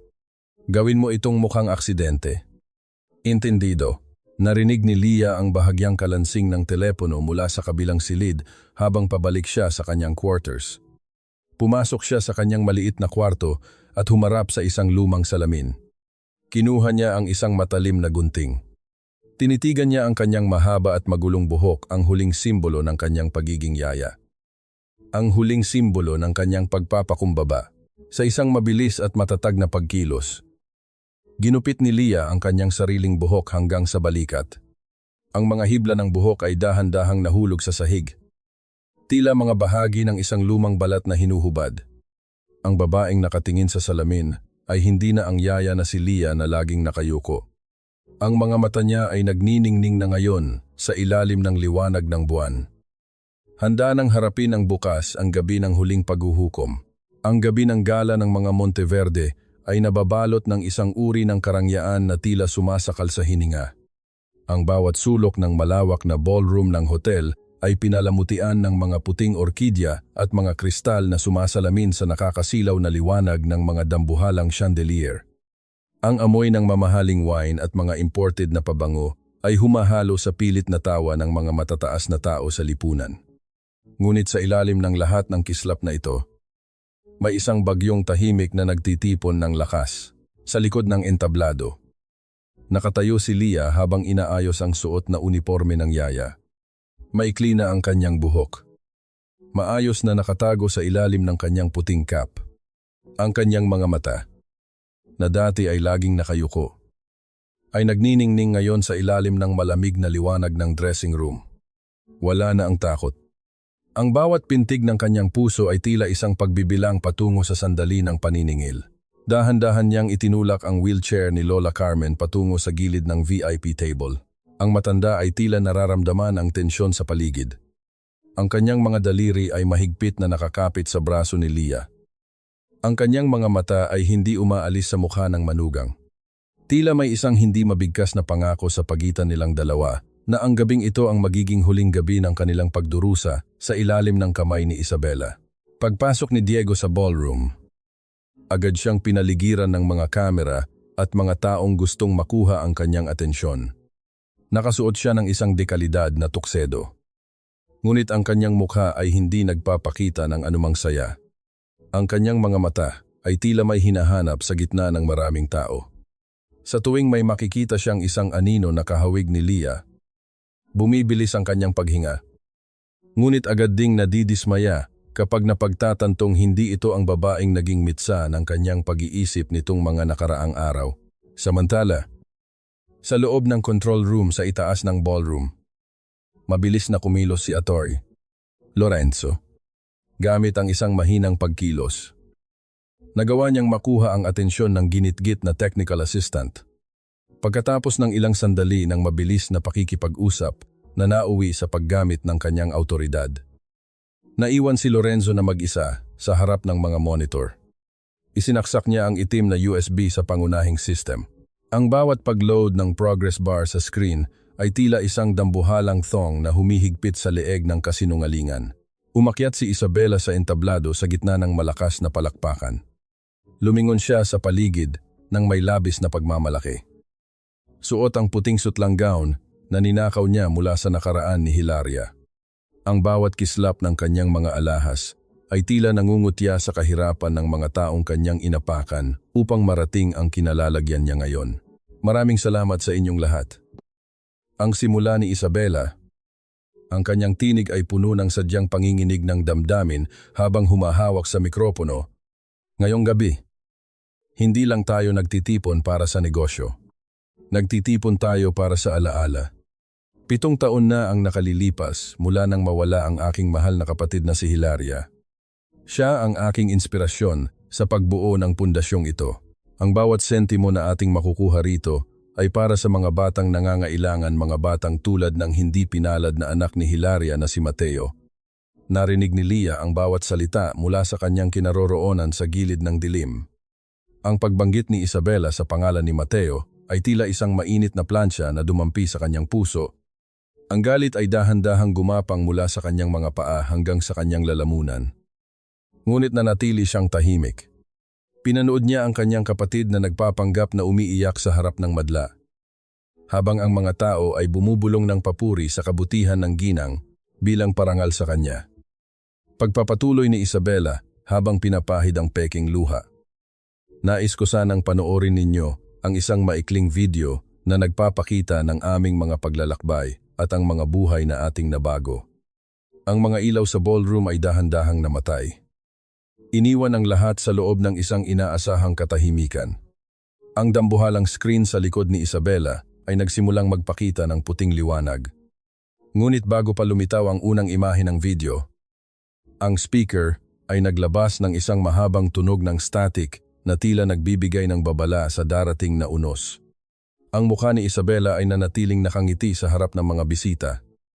Hindi alam na ang bawat segundong lumilipas ay ang huling sandali ng kanyang ginintuang maskara. Sa halip na mga larawan ng kawang gawa, ang dambuhalang screen sa likod ni Isabela ay biglang nagpakita ng isang malabo ngunit malinaw na dokumento. Isang certificate of death na may pangalang Hilaria Reyes Monteverde. Ngunit sa tabi nito ay nakadikit ang isang lihim na ledger, mga listahan ng halaga ng pera at mga petsang tumutugma sa bawat buwan matapos ang aksidente. Ang bulungan sa loob ng ballroom ay dahan-dahang lumakas. Tila isang paparating na agos ng tubig na hindi na mapipigilan. Namutla si Isabela. Ang kanyang mga kamay na kanina ay maayos na nakahawak sa mikropono ay nagsimulang manginig nang madama ang bawat mata ng mga panauhin na nakatitig sa kanya. Pakiusap. May error sa system. I-off ninyo ang screen, ang sigaw niya. Ang kanyang tinig ay wala na ang tamis at napalitan ng isang desperadong tili. Ngunit walang nakinig. Sa control room, tinitiyak ni Lorenzo na ang bawat katotohanan ay maipapakita hanggang sa huling detalye. Pagkatapos ng mga dokumento, isang boses ang umalingaw-ngaw sa buong ballroom. Iyon ay ang boses ng doktor mula sa probinsya. Garalgal at puno ng takot. Nasinundan ng malamig na tinig ni Isabela. Huwag mo siyang iligtas. Babayaran kita ng milyon para masiguradong hindi na siya magigising. Ang bawat salitang iyon ay tila isang malakas na sampal sa mukha ng bawat taong naroroon. Ang katahimikan sa ballroom ay naging kasing bigat ng tingga. Si Diego, na kanina pa nakatayo sa gitna ng karamihan, ay tila isang estatwa na unti-unting nagkakabutas-butas. Ang kanyang mundo. Ang 7 taon ng kanyang pagdadalamhati na binuo sa paligid ng kabutihan ni Isabela ay gumuho sa isang kisap mata. Ang babaeng katabi niya sa pagtulog. Ang babaeng itinuring niyang tagapagligtas ay ang mismong demonyo na pumatay sa kanyang anak at nagbaon sa kanyang asawa ng buhay. Dahan-dahang itinulak ni Leah ang wheelchair ni Lola Carmen patungo sa gitna ng entablado. Sa ilalim mismo ng nakakasilaw na spotlight, ang lahat ng mata ay napunta sa kanya. Sa harap ng daan-daang tao, dahan-dahan niyang inalis ang puting yayakap na nakatakip sa kanyang buhok. Ang kanyang maikling buhok ay humawi. Inilalantad ang kanyang mukha, ang peklat na dati niyang ikinahiya ay tila naging isang medalya ng kanyang pakikipaglaban. Hindi siya namatay. Ate. Ang boses ni Hilaria ay umalingaw-ngaw. Kalmado, ngunit may talim, na tila kayang humiwa ng kaluluwa. Dahil pinatay mo siya ng buhay. Ninakaw mo ang lahat ng asawa ko. Ang anak ko. Ang pangalan ko. Pero heto ako. Nakatayo sa harap mo. Ang multo na pilit mong ibinaon sa putikan. Napaurong si Isabela hanggang sa tumama ang kanyang likod sa screen. Ang kanyang mukha ay balot ng matinding takot at pagkasuklam. Ang mga taong dati ay yumuyukod sa kanya ay nagsimula ng maglabas ng kanilang mga telepono. Kinukunan ang bawat segundo ng kanyang kahihiyan. Ang hiya na tanging pinahahalagahan ni Isabela ay tinalop sa harap ng buong mundo. Kasalanan mo ang lahat, ang histerikal na sigaw ni Isabela. Ang kanyang maayos na pagkakaayos ng buhok ay nagulo na. Ikaw ang naging hadlang sa lahat ng gusto ko. Karapat-dapat ka lang na mabulok sa hirap. Si Diego ay naglakad ng lalo palapit sa entablado. Ang kanyang mga hakbang ay mabigat at puno ng pait. Tumingin siya kay Hilaria sa kanyang tunay na Hilaria. Ang pagkilala, ang sakit, at ang pagsisisi ay dumaan sa kanyang mga mata. Gusto niyang sumigaw. Gusto niyang lumapit at yakapin ang asawa. Ngunit ang bigat ng kanyang sariling pagkukulang ay tila nagpako sa kanyang mga paa sa sahig.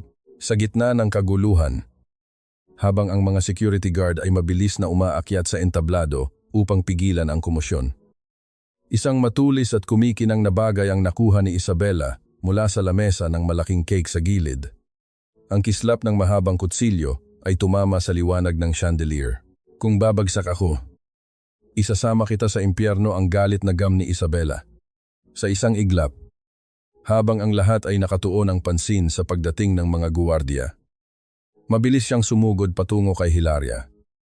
Ang kutsilyo ay nakaturo ng direkta sa dibdib ng kanyang kapatid. Ang bawat segundong lumipas ay tila naging isang mabagal na paggalaw sa paningin ni Hilaria. Nakita niya ang galit na nanlilisik sa mga mata ni Isabela. Ang kislap ng kutsilyo na dahan-dahang lumalapit sa kanyang direksyon. At ang hiyawan ng mga tao sa paligid na tila naging isang malabong ingay sa kanyang pandinig. Sa sandaling iyon, wala siyang naramdamang takot, tanging isang malalim na pagod at ang kagustuhang matapos na ang lahat. Ngunit bago pa man dumampi ang talim sa kanyang balat, isang malakas na paggalaw ang bumangga sa kanya. Isang matikas na katawan ang humarang sa pagitan niya at ng kamatayan. Narinig ang tunog ng punit na tela at ang mabilis na paghinga ng isang lalaking nasasaktan. Si Diego. Ginamit niya ang sariling katawan bilang kalasag. Niyakap niya si Hilaria nang mahigpit habang ang dulo ng kutsilyo ni Isabela ay bumaon sa kanyang binalikat. Ang puting polo ni Diego ay dahan-dahang nabalot ng mantsa ng matingkad na pula. Isang kulay na sumisigaw ng pagsisisi at huling sakripisyo. Diego ang histerikal na tili ni Isabela. Nabitawan niya ang kutsilyo. Ang kanyang mga kamay ay nabahiran din ng dugo ng lalaking pilit niyang inangkin. Ang kutsilyo ay bumagsak sa sahig. Lumikha ng isang malamig na tunog na umalingaw-ngaw sa gitna ng biglang katahimikan ng ballroom. Mabilis na umakyat ang mga security guard sa entablado. Malakas nilang hinawakan ang magkabilang braso ni Isabela na tila isang hayop na wala na sa sariling isip. Nagpupumiglas ang kanyang kapatid. Ang kanyang mamahaling gown ay naging gusot at marumi. Ang kanyang mukha ay balot ng pait at pagkatalo. Habang kinakaladkad siya palabas sa harap ng daan-daang tao, ang tanging lumalabas sa kanyang bibig ay mga walang kwentang sumpa at pagtanggi sa katotohanan. Ang lahat ng kapangyarihan at hiya na iniingatan niya ay tuluyan ng nalusaw sa ilalim ng mga flash ng kamera. Dahan-dahang gumuho si Diego sa paanan ni Hilaria. Nakaluhod siya sa malamig na sahig. Ang kanyang kamay ay nanginginig habang pilit na humahawak sa laylayan ng damit ng asawa. Ang kanyang mukha ay basang-basa ng pawis at luha. Patawad. Patawad. Mahal ko. Ang pabulong na sabi ni Diego. Ang boses niya ay paos at halos hindi marinig. Naging bulag ako. Hinayaan kitang magdusa habang ang demonyo ang pinoprotektahan ko. Patawad kung hindi ko kayo nailigtas ni Mateo. Tiningnan siya ni Hilaria mula sa itaas. Nakita niya ang sugat sa balikat nito. Ang dugong patuloy na umaagos. At ang tapat na pagsisisi sa mga mata ng lalaki. Ngunit sa halip na yakap o muling pagtanggap, tanging isang malungkot na kapayapaan ang gumuhit sa mukha ni Hilaria. Dahan-dahan niyang inalis ang kamay ni Diego sa kanyang damit. Hindi sa galit, kundi sa pagkilala na ang kanilang nakaraan ay hindi na kayang ayusin ng isang gabi ng kabayanihan. Tumawag kayo ng ambulansya, ang utos ni Hilaria sa mga tao sa paligid. Bago siya umalis sa entablado, lumapit siya kay Lola Carmen na kanina pa tahimik na nakasaksi sa lahat. Hinawakan ni Hilaria ang pisngi ng matanda at nag-iwan ng isang banayad na halik sa kanyang noo, isang halik ng pasasalamat at pamamaalam. Ito ang kanyang golden moment. Ang huling pagpapatunay na ang pag-ibig niya sa pamilyang ito ay totoo. Kahit na ang pamilya ang sumira sa kanya, makalipas ang ilang oras sa ospital, habang ang liwanag ng bukang liwayway ay nagsisimula ng sumilip sa bintana. Dahan-dahang idinilat ni Diego ang kanyang mga mata. Ang amoy ng antiseptic at ang mahinang tunog ng mga kagamitang medikal ang sumalubong sa kanya. Inasahan niyang makikita ang asawa sa tabi ng kanyang higaan. Ngunit ang silid ay walang tao. Sa tabi ng kanyang unan, may nakalagay na isang nakatiklop na puting papel at ang kanyang lumang singsing na pangkasal na ibinigay ni Hilaria 7 taon na ang nakalilipas. Walang mahabang paliwanag. Tanging isang maikling mensahe na isinulat sa isang matatag na paraan. Binasa ito ni Diego habang ang kanyang puso ay tila muling dinudurog. Ang sugat mo ay gagaling. Diego, katulad ng paggaling ng aking peklat. Pero ang pag-ibig na binuo sa mga bangkay ng kasinungalingan ay hindi na kailanman mabubuhay muli. Hanapin mo ang iyong sarili. Dahil nahanap ko na ang sa akin. Nabitawan ni Diego ang papel. Ang katahimikan ng silid ng ospital ay tila naging isang malawak na disyerto. Alam niya, nahanap na ni Hilaria ang kanyang kalayaan. At ang pinakamabigat na parusa sa kanya ay hindi ang sugat sa kanyang katawan, kundi ang mabuhay sa isang mundong alam niyang wala na ang babaeng tanging nagmahal sa kanya ng tunay. Hindi ang ginto ng mansyon ang magpapabalik sa kanya, kundi ang amoy ng basang lupa kung saan siya muling nabuhay. Ilang buwan na ang lumipas mula nang gumuho ang mundo ng mga Monteverde. Ngunit para kay Diego, ang bawat araw ay tila isang walang katapusang paglalakad sa loob ng isang masukal at madilim na gubat. Nakatayo siya sa loob ng kanyang opisina sa pinakamataas na palapag ng kanilang skyscraper. Suot ang isang mamahaling tuksedo. Ngunit ang kanyang mga mata ay nananatiling nakatitig sa kawalan. Ang bawat tagumpay sa negosyo ay tila walang saysay. Ang bawat pirma niya sa mga bagong kontrata ay tila pagsulat lamang sa ibabaw ng tubig. Pumasok si Aturi. Lorenzo. Dala ang isang makapal na folder. Diego. Nahanap ko na siya. Gaya ng hiniling mo. Hindi ako tumigil hanggat hindi ko natutukoy ang kinaroroonan niya. Agad na kinuha ni Diego ang folder. Ang kanyang mga kamay ay nanginginig habang binabasa ang address. Hindi ito sa isang slum o sa isang maruming eskinita. Ito ay sa isang bagong komunidad sa labas ng lungsod, isang lugar na maayos. May mga punong kahoy at may mga bahay na gawa sa matibay na materyales. Ito ang New San Roque. Ang lugar na itinayo gamit ang perang nakuha ni Hilaria mula sa kanyang mga legal na laban. Hindi nag-aksaya ng panahon si Diego. Iniwan niya ang kanyang mga board meeting at mabilis na nagmaneho patungo sa direksyong iyon. Habang papalapit siya, ang kaba sa kanyang dibdib ay tila isang tambol na bumibilis ang bawat pintig. Nang marating niya ang komunidad, huminto siya sa tapat ng isang maliit ngunit malinis na bahay na may hardin ng mga sampagita sa harapan. Doon, nakita niya si Hilaria. Hindi na siya ang yaya na nakatago sa ilalim ng sombrero. At hindi na rin siya ang asawa ng tirfu na laging balot ng mamahaling alahas.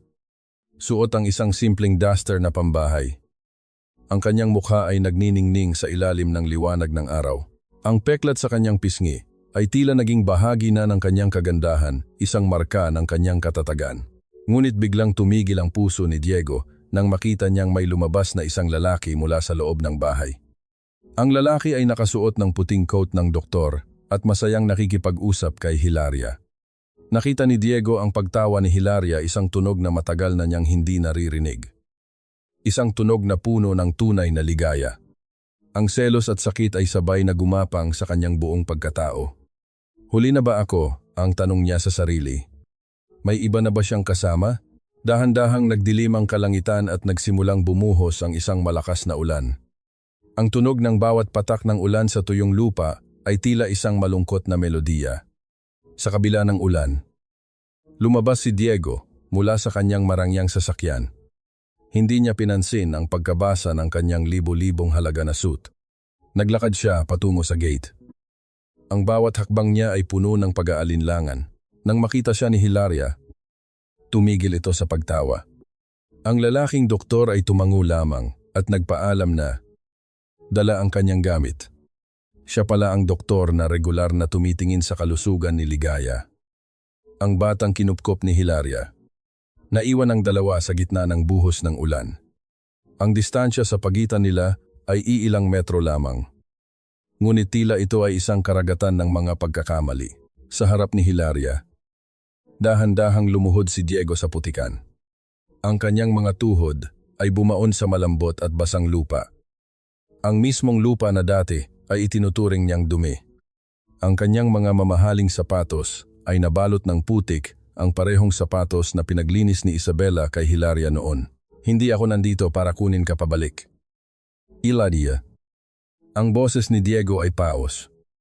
Sumasabay sa tunog ng ulan. Nandito ako para magmakaawa ng kapatawaran. Nandito ako para ipakita sa iyo na handa akong lumuhod sa putik para lang malamang okay ka. Patawad sa lahat ng bulag kong pagtitiwala. Patawad sa bawat luha na idinulot ko sa iyo. Yumuko si Diego. Ang kanyang noo ay halos humipo na sa basang lupa. Ang isang makapangyarihang tirfu ay naging isang maliit na tao sa harap ng babaeng tunay niyang sinaktan. Isang maliit na figura ang lumabas mula sa pintuan ng bahay. Si Ligaya. Hawak ang isang maliit na makulay na payong. Dahan-dahan siyang lumapit sa lalaking umiiyak sa gitna ng ulan. Ang bata, sa kanyang kawalang malay, ay itinaas ang payong upang silungan si Diego. Huwag ka nang umiyak. Tito. Ang mahinang sabi ng bata. Sabi ni nanay. Ang ulan daw ay pambura ng lungkot. Napatingin si Diego sa bata. At pagkatapos ay kay Hilaria. Ang galit sa mga mata ni Hilaria ay wala na. Napalitan na ito ng isang malalim na pag-unawa. Dahan-dahan siyang humakbang palapit sa asawa. Ang kanyang mga paa ay dumampi rin sa putikan. Tila nakikiramay sa sakit na nararamdaman ng lalaki. Dahan-dahang inabot ni Hilaria ang kanyang kamay at hinawakan ang baba ni Diego. Pilit itong iniaangat upang magtama ang kanilang mga paningin. Ang lamig ng ulan ay hindi naramdaman dahil sa init ng kanilang mga mata na puno ng mga hindi masabing salita. Dahan-dahang pinunasan ni Hilaria ang malamig na tubig ng ulan na dumadaloy sa mukha ni Diego gamit ang kanyang mga daliri. Ang bawat haplos niya ay tila isang pagkilala sa lalaking minsan ay naging sentro ng kanyang mundo. Ngunit ngayon ay isa na lamang sugatang bahagi ng kanyang nakaraan. Ang panginginig ng mga labi ni Diego at ang pagsusumamo sa kanyang mga mata ay sapat na upang malaman ni Hilaria na ang parusang dinaranas ng lalaki ay mas mabigat pa sa anumang hatol ng batas. Pinapatawad na kita. Diego. Ang boses ni Hilaria ay banayad. Sumasabay sa mahinang pagtila ng ulan. Ngunit bawat salita ay may dalang bigat ng katotohanan. Pinapatawad kita hindi dahil karapat-dapat ka, kundi dahil ayaw ko nang bitbitin ang galit na ito sa puso ko. Gusto ko nang lumaya. Isang hikbi ang kumawala mula sa dibdib ni Diego habang hinahawakan niya ng bahagya ang mga kamay ni Hilaria. Ibig bang sabihin nito ay, maaari na tayong magsimulang muli, maaari na ba kitang iuwi sa mansyon? Dahan-dahang umiling si Hilaria. At sa kanyang mga mata ay makikita ang isang malalim na uri ng kapayapaan. Ang Hilaria na asawa mo ay matagal nang namatay sa aksidenteng iyon.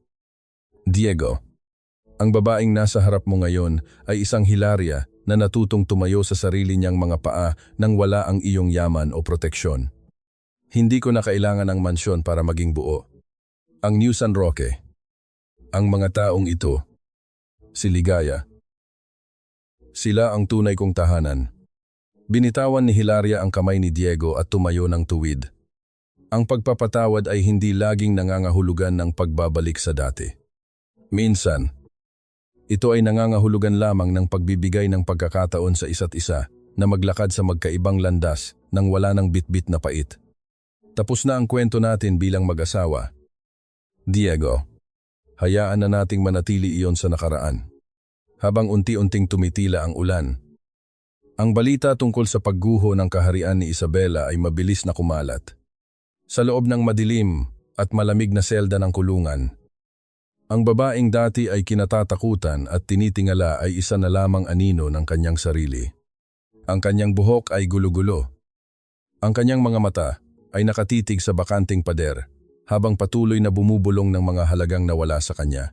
Ang hiya na pilit niyang itinago sa likod ng mga alahas ay tuluyan nang naging isang permanenteng marka ng kahihiyan. Wala na ang kanyang mga kaibigang sosyal. Wala na ang kanyang luho, tanging ang malamig na semento at ang sarili niyang mga sumpa ang nananatili sa kanyang tabi. Samantala, sa New Sanhok, ang buhay ay nagsimulang mamukadkad ng may bagong pag-asa.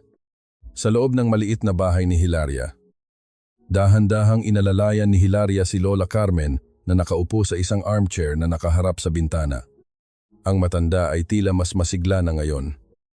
Ang kanyang mga mata ay nagniningning habang pinapanood ang mga bata na naglalaro sa labas. Dito, sa piling ng kanyang tunay na pamilya, natagpuan ni Lola Carmen ang katahimikan at kalingang ipinagkait sa kanya ng sariling anak sa loob ng maraming taon. Tinanggap ni Diego ang desisyon ni Hilaria ng may mapait na pagtanggap. Hindi na niya ito pinilit na bumalik.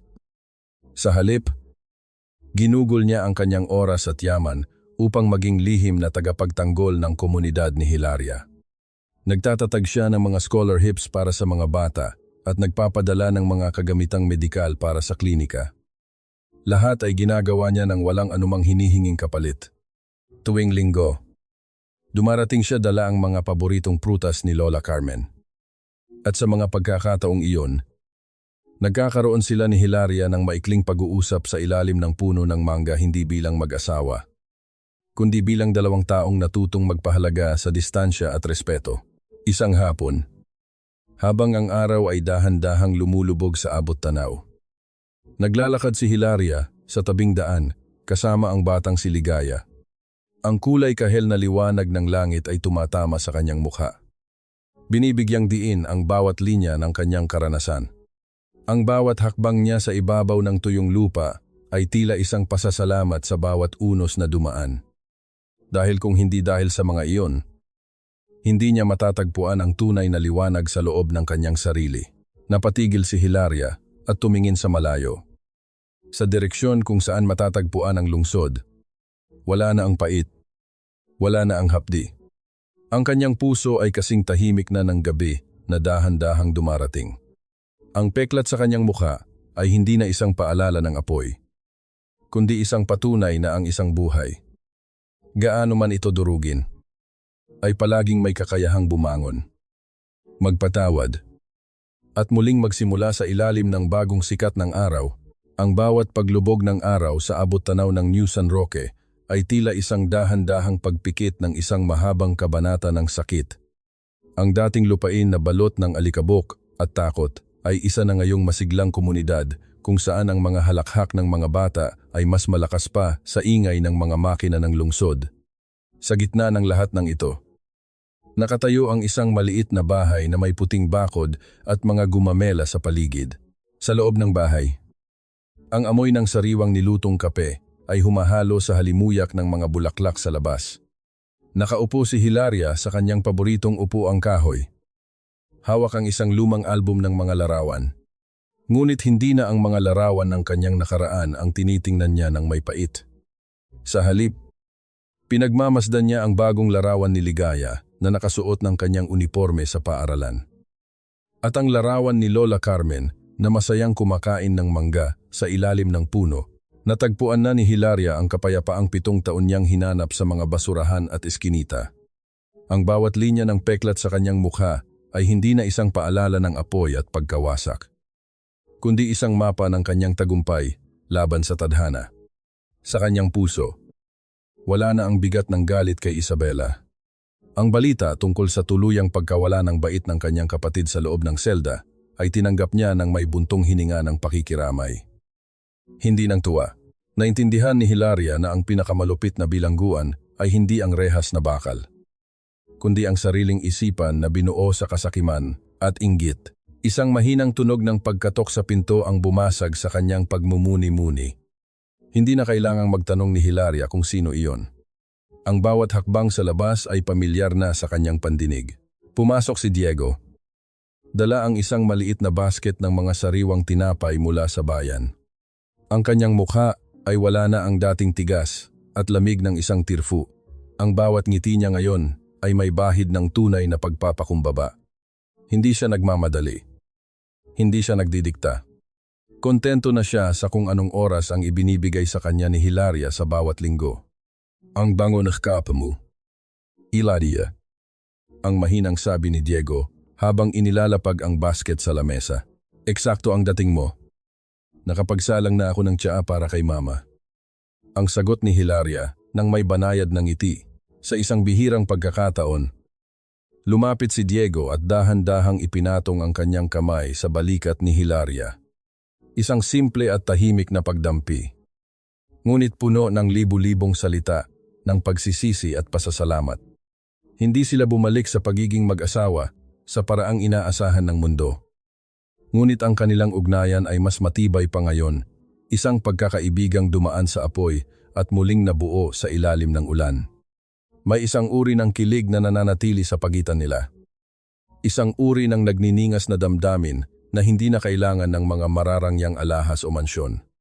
Sapat na ang dahan-dahang pag-upo sa balkonahe, ang sabay na pagtingin sa mga bituin, at ang pag-alam na, sa kabila ng lahat, sila ay nananatiling magkasama sa magkaibang paraan. Ang kapatawaran ni Hilaria ay hindi naging isang kahinaan, kundi ang kanyang pinakamalaking lakas. Sa kanyang pagpapatawad kay Diego at sa kanyang sarili, tuluyan niyang napalaya ang kaluluwa ni Mateo mula sa mga anino ng nakaraan. Ang kanyang anak ay nananatiling isang magandang alaala. Isang anghel na nagbabantay sa bawat bata sa New San Roque, habang dahan-dahang naglalakad ang dalawa patungo sa balkonahe upang panoorin ang paglabas ng unang bituin. Ang katahimikan ng gabi ay tila isang mainit na kumot na bumabalot sa kanila. Ang bawat pintig ng puso, ang bawat paghinga, ay isang pasasalamat sa bagong buhay na kanilang tinatamasa. Ang aral na iniwan ng kwentong ito sa bawat nakikinig ay simple, ngunit malalim. Ang tunay na kayamanan ay hindi matatagpuan sa mga gintong pader ng isang mansyon, kundi sa katapatan ng puso at sa lakas na bumangon mula sa sariling abo. Ang bawat sugat ay may kakayahang maghilom, at ang bawat dilim ay laging may kasunod na liwanag. Basta't marunong tayong magpatawad at yakapin ang ating tunay na pagkatao. Dito nagtatapos ang kwento ni Hilaria, isang babaeng Nyat Fairliu na naging reyna ng sarili niyang kapalaran. Isang paalala na ang pag-ibig ay hindi pagsuko, kundi ang lakas na mabuhay muli pagkatapos ng bawat unos.